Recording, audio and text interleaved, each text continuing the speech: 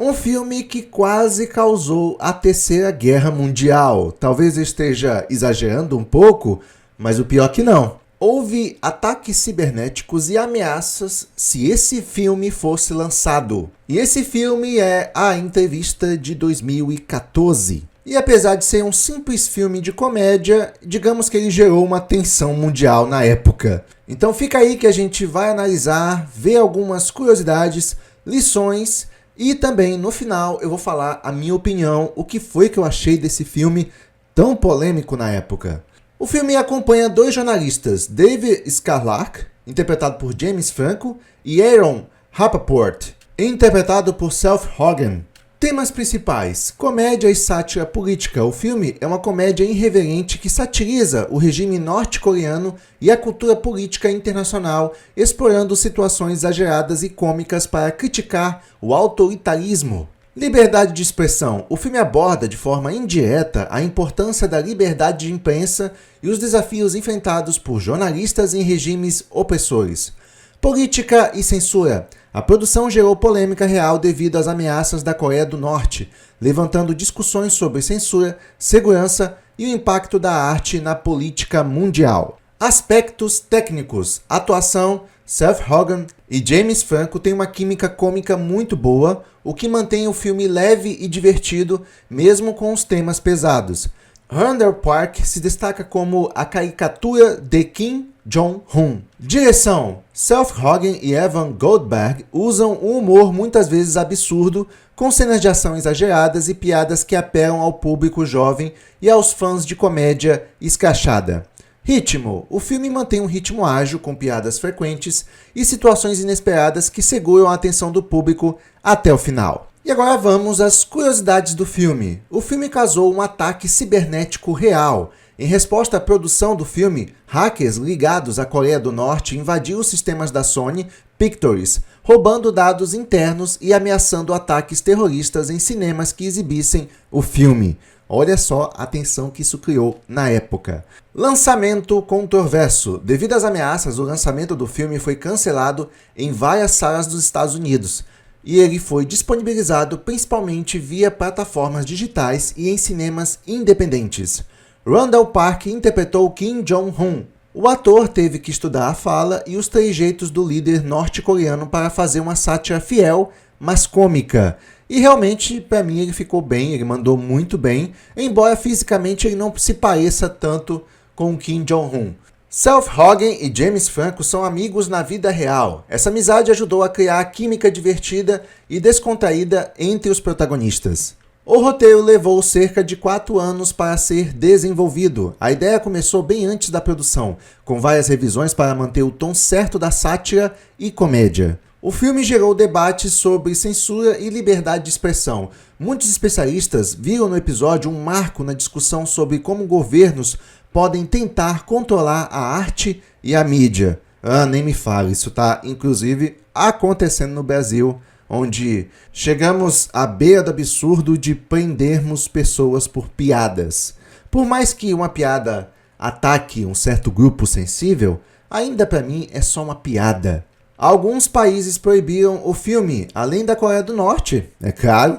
Outros países também vetaram a exibição por seu conteúdo político sensível. Lições que a gente pode tirar desse filme. Liberdade de expressão é essencial. O filme mostra que satirizar e questionar figuras de poder é fundamental para uma sociedade saudável e democrática. Tá vendo, governo brasileiro? Bora parar de prender as pessoas por causa de piada?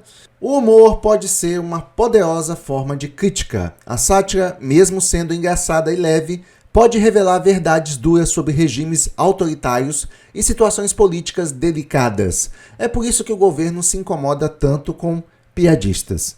A arte tem impacto real. A entrevista evidenciou que produções culturais podem influenciar o cenário político e social, mostrando o poder da arte além das telas. Nem me fale, o Kim Jong-un na época ficou ofendidíssimo com a existência desse filme e isso gerou uma movimentação mundial aí de ataques cibernéticos, ameaças e tensões nos Estados Unidos. A outra lição é a coragem para enfrentar ameaças. O filme destaca a importância de coragem para denunciar injustiças e enfrentar pressões políticas, mesmo sob risco pessoal.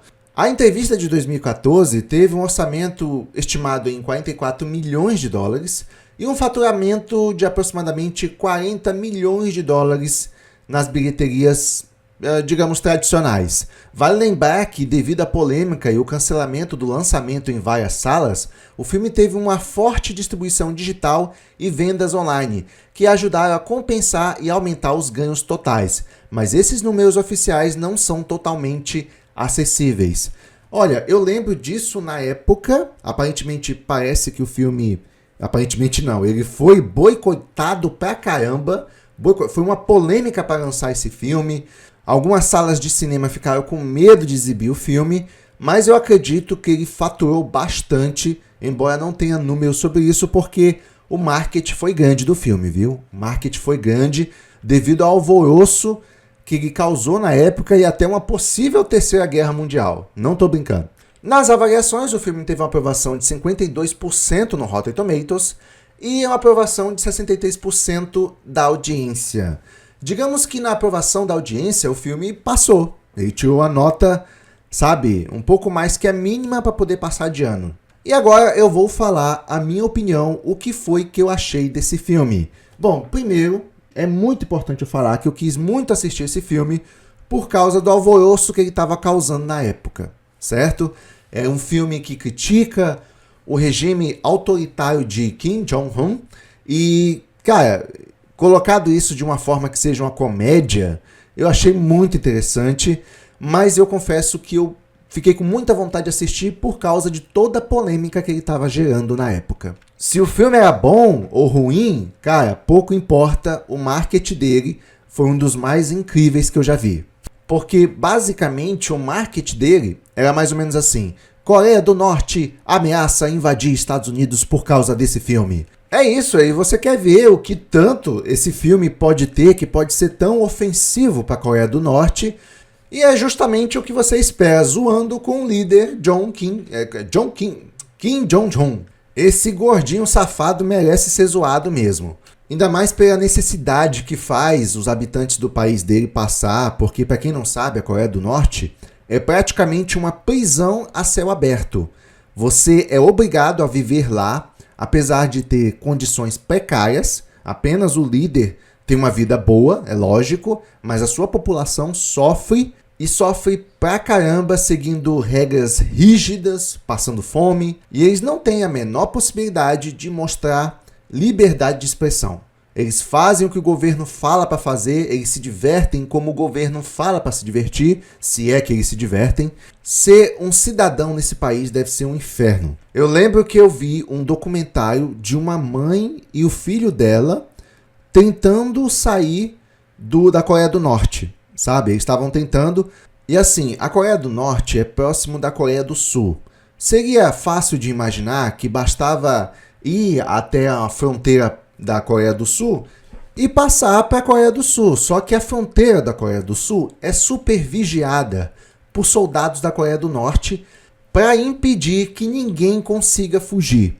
E aí, nesse documentário, é mostrado que a segunda opção de fuga é você passar pela China, entendeu? A China, que é um país grande, fica do lado da Coreia do Norte. Então, quem queria fugir da Coreia do Norte tinha que passar pela China, fazer um contorno imenso para poder chegar à Coreia do Sul. E ainda tinha um risco. No momento que você entra na China, se os chineses detectarem que pelo seu sotaque você pertence à Coreia do Norte, você é deportado na hora. E se você for deportado, se você voltar para a Coreia do Norte, eles vão te decapitar por tentar fugir. Cara, situação tensa. Agora imagina uma mãe e uma criança passando por tudo isso. E nesse documentário mostrou todo o trajeto deles, passando pela China, vários dias de viagem, até chegar finalmente à Coreia do Sul, onde a população tem uma vida muito mais digna. Mas no final do documentário eles conseguiram, a mãe estava super feliz, o garoto frequentando a escola e eles tendo uma condição de vida muito melhor mesmo do que a situação precária que eles viviam na Coreia do Norte. Então, para tu ver a situação, a mãe e o filho arriscaram a própria vida por causa da situação precária da Coreia do Norte, porque já pensou você viver num país miserável como esse, com um regime autoritário que não tá nem aí para a população passando fome e o líder deles no estilo de vida mais luxuoso que tem. E o filme, ele retrata essas questões, ele desmascara exatamente isso, ele mostra isso, o filme.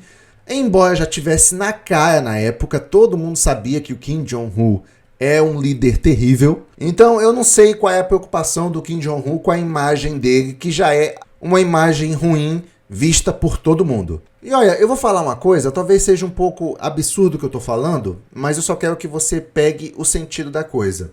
Eu não vejo muito necessariamente o mal de ver um líder autoritário governando um país. Porque isso me lembra muito a monarquia, certo? Onde tinha um rei, era só uma pessoa soberana que governava o país. Eu não vejo exatamente um problema nisso, a menos que o cara seja tão egoísta, mas tão egoísta, que esquece do seu povo, esquece de cuidar do seu povo está passando fome. E nesse sentido, um regime monarca seria até bom, ele tem seus pontos positivos. Por exemplo, a gente não tem no regime monarca tanto deputado ou político ladrão, porque é só um governante. E uma coisa também que é fundamental, os gastos públicos no regime monarca reduz muito, mas muito, só de não ter político safado no governo. Você entendeu? Porque, veja bem, por mais que tenhamos a democracia e vários políticos, a única diferença que acontece é que são mais de uma pessoa governando, entendeu? E aí o que eles fazem? Eles se juntam, faz uma panelinha para dizer o seguinte, ó, a partir de hoje, vamos roubar muito, mas muito mesmo.